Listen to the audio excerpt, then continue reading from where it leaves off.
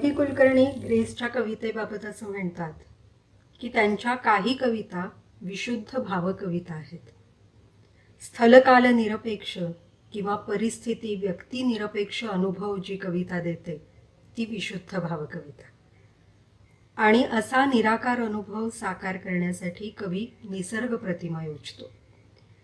ग्रेसच्या कवितेबाबत दभींचं हे म्हणणं जर प्रमाण मानलं तर आजच्या कवितेतली संध्याकाळ दीपक कशी अनुभवतात ते ऐकूया संन्यस्त सुखाचा काठ या मालिकेच्या आजच्या 8व्या भागात.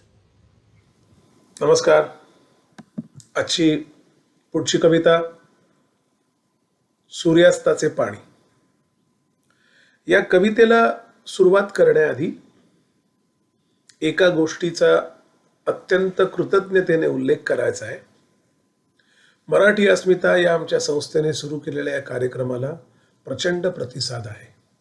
अनेक अपरिचित माणसांचेही संदेश येतात, मेसेज येतात आणि त्यांना याचा खूप आनंद होतो. आणि खरं तर आम्हाला याचं खूप बरं वाटतं, कारण हेच काम मराठी अस्मिता या आमच्या संस्थेचं आहे. त्यामुळे तुमच्या उदंड प्रतिसादाबद्दल मनःपूर्वक धन्यवाद. आजची कविता सूर्यास्ताचे पाणी. आधी आपल्या प्रथेप्रमाणे सगळी कविता वाचतो आणि मग आपण त्याच्या 2-2 ओळींच्या अर्थाकडे जाऊ. संध्याकाळी माझ्या जवळी सर्व देवळे जमली, तरंग पसरून रंग दिशेने क्षितिज उतरले खाली. अर्धविरागी वर्तुळ भरले चरित्र कंपित पाणी, घुंगुर भिजल्या वाटांवरती सरण रचावे कोणी.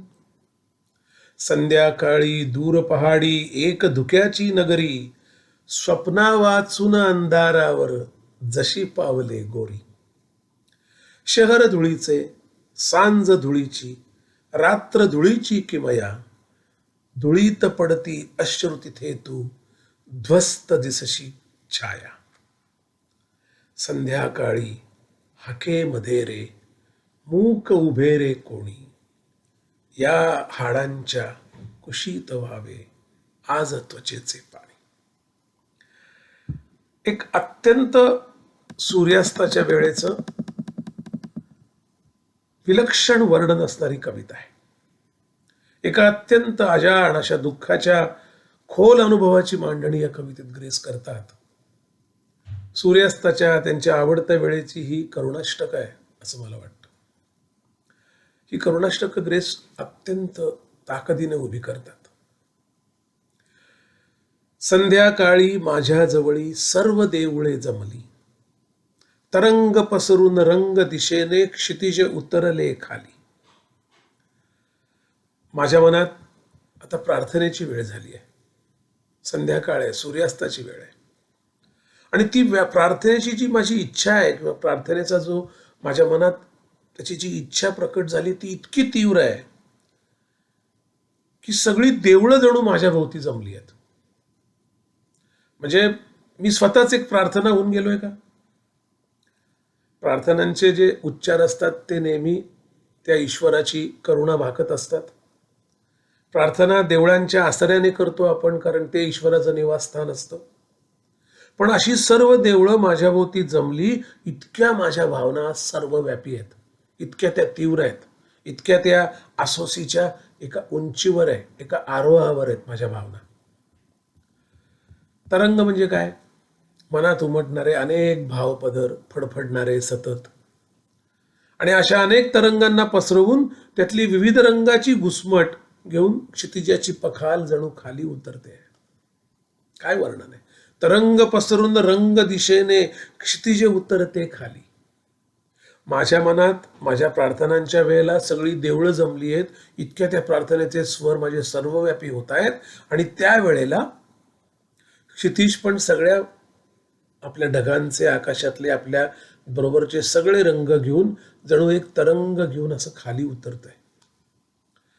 म्हणजे निसर्गाचं अनेक रंगांचं क्षितिज आणि माझं मन, म्हणजे क्षितिज इथे एक प्रतिमा होते आणि मन ही माझी अवस्था आहे. म्हणजे माझ्या मनात जसे प्रार्थनांचे स्वर तसं क्षितिजामध्ये अनेक रंग.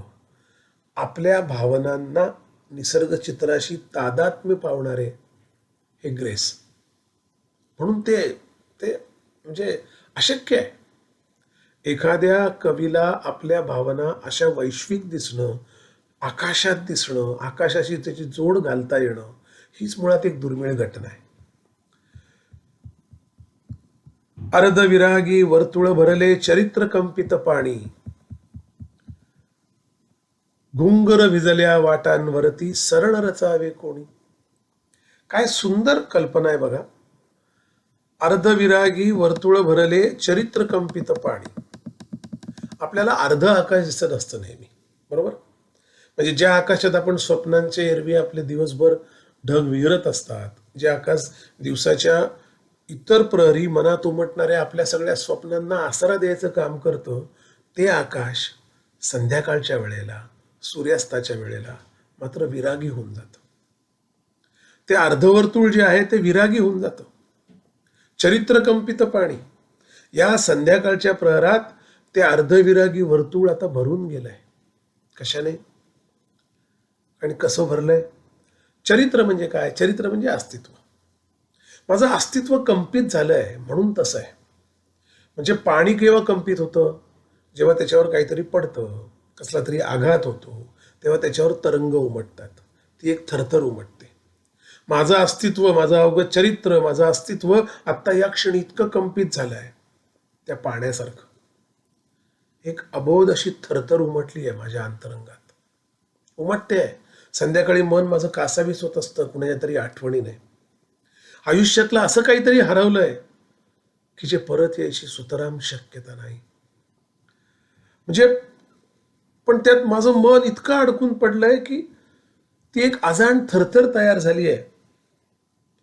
अजून एक परिमाण इथे ग्रेस आणतात बघा. आणि तेच ग्रेस यांची ताकद आहे. म्हणजे संध्याकाळच्या वेळेला मन कासावीस झालंय, कंपित पाण्यासारखी एक अबोध अशी थरथर मनामध्ये आहे. थरथर असते तेव्हा भय असतं, थरथर असतं तेव्हा कंपन असतं, आणि कंपन असतं ते अस्थिरतेचं लक्षण आहे. सगळं काही स्थिर असताना त्यावर कंपनं नसतात, ते अस्थिर झालं की कंपनं उमटतात. काहीतरी निसटून गेलं, काहीच स्थिर नाही, सगळं अस्थिर आहे, निसटणारं आहे सगळं. अशा वेळेला ती थरथर जाणवते. ती थरथर, ती अबोध आहे, ती अजाण आहे. तिचा अर्थ कदाचित मला सांगता येणार नाही, तिचं तर्कशास्त्र मागता येणार नाही, तर्कशास्त्र तसंही पागळं असतं म्हणा. पण भावनेच्या बळावर ती थरथर अशी माझ्या अंतरंगात चालू आहे, जणू माझं अस्तित्वच एखाद्या कंपित पाण्यासारखं झालं आहे. आणि इथे अजून एक परिमाण ग्रेस आणतात. परतणारी गुरं आहेत, त्यांच्या गळ्यातल्या घुंगुराचा नाद हा त्यांच्या येण्याच्या वाटेवर सांडलेला आहे. एखादा सडा असतो तसा. आता घुंगुराचा नाद हा संध्याकाळ आणतं. घुंगुराच्या नादाचा सडा, घुंगूर रस्त्यावर पडणे, घुंगुराचा नाच, म्हणजे इथे नाद, आकार, त्याचं अस्तित्व, त्याची अवस्था, हे सगळं कसं एक होऊन जातं. त्या संध्याकाळी आपल्या घराकडे परतणाऱ्या त्या कातरवेळी त्या गुरांच्या गळ्यातील घंटातून वाजणाऱ्या नादाचा सडा त्या येणाऱ्या वाट्यांवर पसरल्या आहेत. आणि म्हणून ती घुंगुरवाट भिजली आहे. आणि त्याच वेळेला ती भिजलेली असताना तिथे आणखीन एक परिमाण ग्रेस ॲड करतात. आणि ते आहे की एखादं सरण रचावं त्या वाटेवर. इतकी शोकमग्नता आली आहे, इतका शोक आहे. म्हणजे यावेळी कोणाची तरी अंतिम प्रवास सुरू झाले आहेत का? इतका शोक आहे. म्हणून त्या वाटेवर सरण रचावे कोणी. म्हणजे शब्दांना अर्थाचं परिमाण देताना किती सजग आणि किती जाणीवपूर्वक ग्रेस आपले शब्दरचना योजतात बघा. सरण म्हणजे काय? कोणतरी निघून गेलंय कायमचं असं पण आहे, किंवा ज्याच्या आसऱ्याने जगत राहावं, जिच्या आसऱ्याने जगत राहावं अशा सलगीचा मृत्यू झालाय. ती परत येणार नाही अशी एक भय आहे, त्याची एक थरथर आहे. ती थरथर कंपित पाण्यासारखी अंतरंगात आहे. म्हणजे एखादा माणूस आपल्यापासून तुटणं असतं की नाही, ते त्या नात्याचा मृत्यू होणं असतं. आणि हे त्यावेळेला त्या अर्थाने आपल्या कधी लक्षात येत नाही, पण ते विदारक असतं बरं का. एखादी गोष्ट जमली नाही, त्यामुळे नात्याचा मृत्यू त्यामुळे होऊ द्यायचा नसतो. सगळ्याच गोष्टी आयुष्यात जमतात असं नाही. एखादा ढग उफराटा असतो, एखादा ढग काळवंटतो, एखादा ढग बरसून जातो, एखादा ढग सरकत जातो, हे सगळं घडतं. पण आकाश जे असतं ना ते नातं असतं. त्यामुळे एखादी घटना, एखादा तरंग असतो त्या आकाशामध्ये. त्यामुळे नाते नावाच्या आकाशात तो येतो आणि जातो, आकाश तिथेच असतं. तसं असतं. म्हणून हा मृत्यू हुरायचा नसतो नात्याचा कधी. गैरसमज होतात, माणसं येतात जातात भेटतात, पण ते नातं अक्षय आहे. त्या नात्याच्या खाली आपलं आयुष्य सुरक्षित असतं किंवा सलगीचं असतं, किंवा ते या अवस्थेला पोचत नाही मग संध्याकाळी की सगळी थरथर होते, उदासी येते, असं होत नाही. पण तसं झालंय, कुणीतरी चरण रचावं आणि त्या गुंगूर भरल्या वाटा भिजाव्यात, असं झालंय माझ्या आयुष्यात. संध्याकाळी दूर पहाडी एक धुक्याची नगरी, स्वप्ना वाचून अंधारावर जशी पावले गोरी. शहर धुळीचे, सांज धुळीची, रात्र धुळीची किमया. धुळीत पडती अश्रू तिथे तू, ध्वस्त दिसशी छाया. या 4 ओळी मुद्दाहून मी एकत्र घेतोय, कारण चारींचं एक मिळून एक कोलाज आहे. या चारींचं मिळून एक भावविश्व आहे. या 4 ओळींचं मिळून एक अवकाश आहे. पुन्हा एकदा वाचतो. संध्याकाळी दूर पहाडी दूर धुक्याची नगरी, स्वप्ना वाचून अंधारावर जशी पावले गोरी. शहर धुळीचे, सांज धुळीची, रात्र धुळीची किमया. धुळीत पडती अश्रू तिथे तू, ध्वस्त दिसशी छाया. बघा, संध्याकाळ अजून एक आता पाऊल खाली उतरली आहे, आणि मग त्या अबोध अशा दुःखाला अजून एक परिमाण लाभतं, आणि ते अस्पष्टपणाचं आहे, ते धूसरतेचं आहे. सगळं अस्पष्टतेचं, म्हणजे काही न धीट आदमास येणार नाही, त्यात स्पष्टता नसेल, अशा एका अबोध अशा त्या संध्याकाळ तशीच असते. ती अशी वेळ आहे दिवस आणि रात्रीच्या संगमावरची, ज्यात धड दिवस नसतो आणि रात्र नसते. एक काहीतरी तिला नाव देता येत नाही, ती असली एक अर्धवट वेळ आहे. तसं एक अस्पष्ट अर्धवट अवकाश आहे. एक पाऊल ती आणखी खाली उतरली की मग त्या अबोध अशा दुःखाला अजून एक परिमाण लाभतं. मी म्हटलं तसं ते अस्पष्टपणाचं, या धुसरतेचं आहे. एखाद्या अनोळखी दूर असणाऱ्या पहाडावर असलेली नगरी त्या अनोळखी धुक्यात हरवून जावी, तसं आहे सगळं. म्हणजे कुठल्याही स्वप्नांच्या रंगाशिवाय असणारी, नुसतीच गोरी असणारी पावलं अंधारावर उमटावी, तसं हे दृश्य आहे. नुसतं गोरंपण म्हणजे शुभ्रपण, त्यात कुठलेही रंग नाही. एक धुक्याची नगरी एका पहाडावरची, म्हणजे शब्दचित्र बघा कसं असतं. माझ्या भावनांचं मला सांगितलं, तुम्हाला आत्ता वाईट वाटलं, जरा त्याचं चित्र काढा. तर चित्र असं असतं. ग्रेस यांच्यासारखा ताकदवान माणूस ते चित्र असं शब्दातनं उभं करतो. कसं, हे कशी अवस्था आहे. आणखीन संध्याकाळी एक पाऊल खाली उतरल्यावर काय झालंय, तर एखाद्या अनोळखी दूर पहाडावर असल्यासारखी ही नगरीच त्या अनोळखी धुक्यात हरवून गेली आहे. हे सगळं अस्पष्ट, संदिग्ध झालंय, धुसर झालंय. आणि कुठल्याही स्वप्नांच्या रंगाशिवाय, रंग हे स्वप्नांचे असतात. आयुष्य ब्लॅक अँड व्हाईट आहे, त्यात स्वप्न ॲड होतात, तसे रंग ॲड होतात. दुःखाचा रंग काळा आहे आणि विरागीपणाचा रंग गोरा आहे. काही घेणं देणं नसण्याचा, सगळ्यातून निघून जाण्याचा रंग गोरा आहे, आणि शोकाचा रंग काळा आहे, असं मानलं जातं. या सगळ्यांवर तरंग उठवतात ते स्वप्नांचे रंग असतात. पण मात्र हे आत्ता अशी वेळ आहे की एखाद्या धुक्याच्या दूर पहाडावर धुक्यात हरवलेली एक नगरी असावी. म्हणजे कशी, तर कुठल्याही स्वप्नांच्या रंगाशिवाय गोरी पावलं नुसती उमटत राहावी, तसं वाटतंय. त्यातनं कुठल्याही भावना नाही. म्हणजे अंधारावर त्या हळूहळू खाली येणाऱ्या संध्याकाळच्या अत्यंत मंद होत जाणाऱ्या स्पष्टतेवर, त्या अस्पष्टतेने भारलेल्या वातावरणात, त्या धुसरतेच्या आकाशात, त्या सगळ्या पहाडावर धुक्याने भारलेल्या सगळ्या सांज वेळेला नुसती अंधारावर एखादी गोरी पावलं उमटत जावी, तसं चाललंय. त्यात कुठलीही स्वप्न नाही. सगळ्या जाणीवांचं धुकं करणाऱ्या धुक्याचं कसं सर्वव्यापी अस्तित्व आहे बघा. मग आणखीन एक पाऊल, एक ओळ ग्रेस पुढे जातात. ते म्हणतात, शहर, संध्याकाळ, सांज, रात्र, हे सगळंच धुक्याच्या धुळीने माखलेलं आहे. म्हणजे हे सगळं माझ्या जाणीवांना आता आंधळं करणारं झालंय. न दिसणं म्हणजे आंधळं. ग्रेस आंधळेपणाची फार सुंदर व्याख्या करतात. ते एका ठिकाणी असं म्हणले होते की सावल्यांनी आंधळं झालेल्या अंगणात मी भेटायला गेलो. तुम्ही उन्हातून, प्रखर उन्हातून सावलीत जाल ना, तेव्हा त्या सावलीतलं जे अंगण असतं किंवा सावलीतली एखादी जागा असते, वास्तू असते, ती तुम्हाला एक क्षण दिसत नाही, तुम्हाला आंधळ पण येतं. आता ही खरी तर आपल्या बुबुळांशी संबंधित, आपल्या रेटिनाशी, नेत्रपटलाशी संबंधित अशी सायंटिफिक शास्त्रीय गोष्ट आहे. पण ते आंधळपणे ते मनात असतं ना, ते डोळ्यावर नाही येत. म्हणजे त्या डोळ्यातनं जे उतरतं ते मनात. म्हणून काय म्हणतात ग्रेस, की इतकं सगळं आहे की माझ्या जाणीवांचं सगळं धुकं झालंय. या धुक्याचं अस्तित्व कसं सर्वव्यापी आहे बघा. शहर, सांज, रात्र सगळं धुक्याच्या ओळीने माकून गेलंय. माझ्या जाणीवांना आंधळं करणारं आणि इतकं सारं घेरून टाकणारं भवताली आहे. म्हणजे मी प्रार्थनेने सुरुवात केली. माझ्या आयुष्याची थरथर मला जाणवली. माझ्या आतड्याची एक थरथर सुरू आहे. संध्याकाळी गुरांची वाट त्यांच्या घुंगरांच्या नादाने भिजलेली आहे.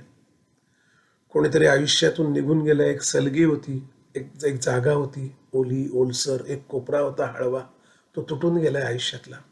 आणि त्या वाटेवर एखादं सरण रचावं आहे. त्या नात्याचा मृत्यू झालाय, त्याचं सरण येत आहे, त्याचा निरोप घेतलाय का, असं मला वाटावं.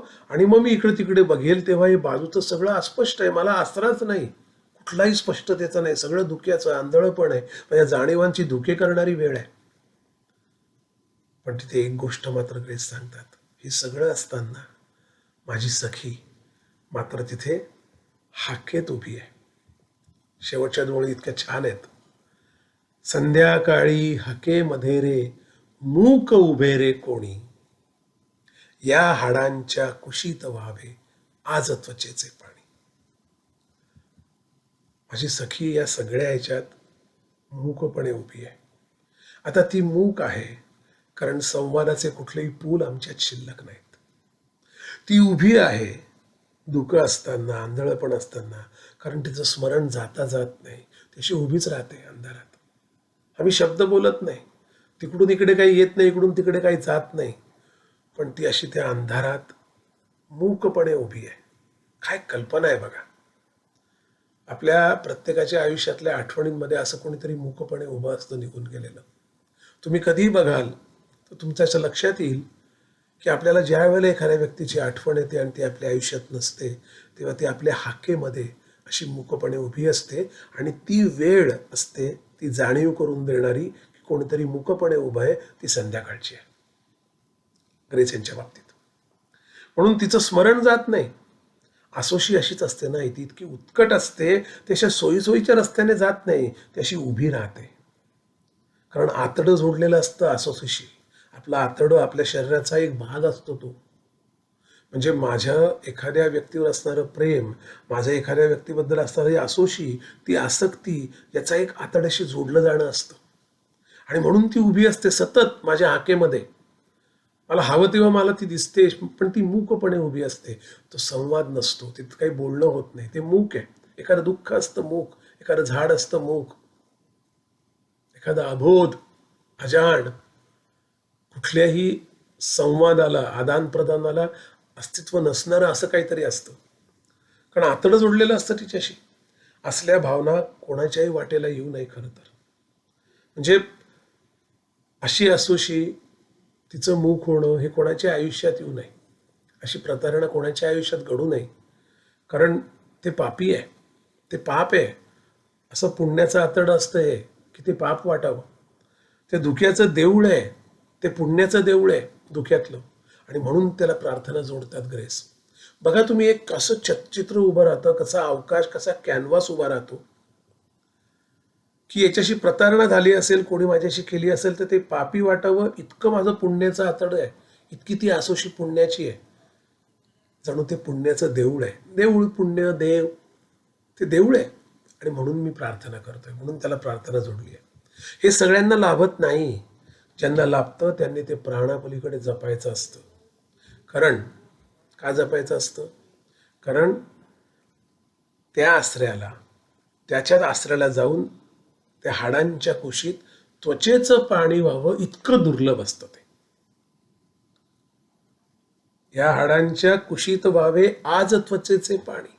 नुसतं मूकपणे उभं असणं, ती स्मरण, ती आठवण मला असं हे करते की अशी असोशी असं आतून दाटून येतं, असं आतड्यातून उमाळा येतो, असं वाटतं, इतकं कासावीस होतो, इतकी थरथर वाटते की असं वाटतं की त्या हाडांच्या कुशीत त्वचेचं पाणी व्हावं. म्हणजे प्रेम इतकं आतड्याने जोडलेलं असेल तरच हे शक्य आहे. काय शक्य आहे? त्वचेचं विरघळून जाणं. त्वचेचं विरघळून जाणं ही सोपी गोष्ट नाही. त्वचा हा आपला परिचय असतो मित्रांनो. त्वचा हा आपला परिचय, आपली ओळख असते लोकांची असलेली. ती विरघळून टाकण्याचं, ती नष्ट करण्याचं सामर्थ्य केवळ त्या दाटलेल्या आसोशीत असू शकतं, आणखी कुठल्याही भावनेत असू शकत नाही. आकाशगामी देवळांच्या प्रार्थनेनं सुरू झालेली ही कविता एका अबोधपणे भोगायला लागलेल्या दुःखाच्या उंबऱ्यावर दिवे लागण्याला येऊन उभी राहते. आणि हा सगळा प्रवास ग्रेस यांच्या त्या रेखाटनातून शब्दांच्या आपल्याला घडतो. हा इतका मोठा चित्रकार आहे, हा इतका दुर्मिळ असा चित्रकार आहे की तो आपल्या भावनेचे तरंग सगळ्या विश्वावर उमटवू शकतो आणि त्याचा आपल्याला एक फील देऊ शकतो. एखादं म्हणजे सगळं एखादं असं सगळ्या अंगाने शोषून घेतल्यासारखं आहे. इथे आपले डोळे ओलावतात, आपले कान तृप्त होतात ते ऐकताना, ते वाचताना आपले डोळे निवतात, आपल्या आतड्याला एक हे असं वाटतं की काय परीघ उभा केलाय. म्हणजे देवळांच्या आसराने कविता सुरू होते, प्रार्थनेने सुरू होते आणि मग ती अबोधपणे त्याचा अर्थ न कळलेल्या एका एका दुःखाच्या उंबऱ्यावर संध्याकाळच्या वेळेला येऊन उभी राहते. आणि म्हणून ही सूर्यास्ताची वेळ आहे, म्हणून हे सूर्यास्ताचं पाणी आहे. या हाडांच्या कुशीत व्हावे आज त्वचेचे पाणी, हे सूर्यास्ताचं पाणी आहे. एक वेळ म्हणजे एक आर्त अशी आपण राहिलेल्या इच्छा आणि ती वेळ याचा एक सांधा जुळतो. मी पुन्हा एकदा सगळी कविता वाचतो आणि मग आपण थांबूयात. ग्रेस यांच्या कवितांचं म्हणजे सगळ्यात आपण एकच लक्षात ठेवलं पाहिजे की अनुभव हा कधी असा एकटा येत नाही. अनुभव फक्त काय झाडच दिसतं असं होत नाही. हे सगळं एकत्र रोल्ड इन टू वन, हे सगळं मिळून एक अवकाश तयार होतं आपल्या मनात. आणि ज्यांनी ज्यांनी आयुष्यात प्रेम केलं असेल, ज्यांना ज्यांना या अशा पद्धतीच्या आसोशीचा अनुभव असेल, त्या वेळेला भोवताल त्यांचा त्या आसोशीचा भाग होऊन येतो हे त्यांनी अनुभवलं असणार आहे. फक्त आपल्याकडे ते शब्द नाही, आपल्या डोक्यावर सरस्वतीचा हात नाही, आपण ते शब्द लिहू शकत नाही. ते फक्त ग्रेस सारखा एक समर्थ चित्रकार ते रेखाटू शकतो. त्यांचं ऋण आहे आपल्यावर, ते कधीही फिटणार नाही. आकाशाचं ऋण असतं तसंच आहे, ते कधी फेडायचं नसतं. आकाशाचे आभार मानायचे नसतात, आकाशाचं ऋण फेडायचं नसतं. आपण त्याच्या खाली फक्त जगायचं असतं. कारण आपल्या जगण्याचं कारण आकाश असतं, जगण्याचा आसरा आकाश असतं आणि जगण्याचा परिणाम हा आकाशातनं येत असतो. त्यामुळे सूर्यास्ताचं पाणी, संध्याकाळी माझ्या जवळी सर्व देवळे जमली, तरंग पसरून रंग दिशेने क्षितिज उतरले खाली, अर्धविरागी वर्तुळ भरले चरित्र कंपित पाणी, घुंगुर भिजल्या वाटांवरती सरळ रचावे कोणी, संध्याकाळी दूर पहाडी एक धुक्याची नगरी, स्वप्ना वाचून अंधारावर जशी पावले गोरी, शहर धुळीचे सांज धुळीची रात्र धुळीची किमया, धुळीत पडती अश्रू तिथे तू ध्वस्त दिसशी छाया, धुळीतली छाया. संध्याकाळी हकेमध्ये रे मूक उभे रे कोणी, या हाडांच्या कुशीत व्हावे आज त्वचेचे पाणी. आपल्या आसोशीला आपलं समर्पण असतं. म्हणून मी काय म्हटलं, या संध्याकाळच्या अजान वेळेची करुणाष्टक ग्रेस उभी करतात.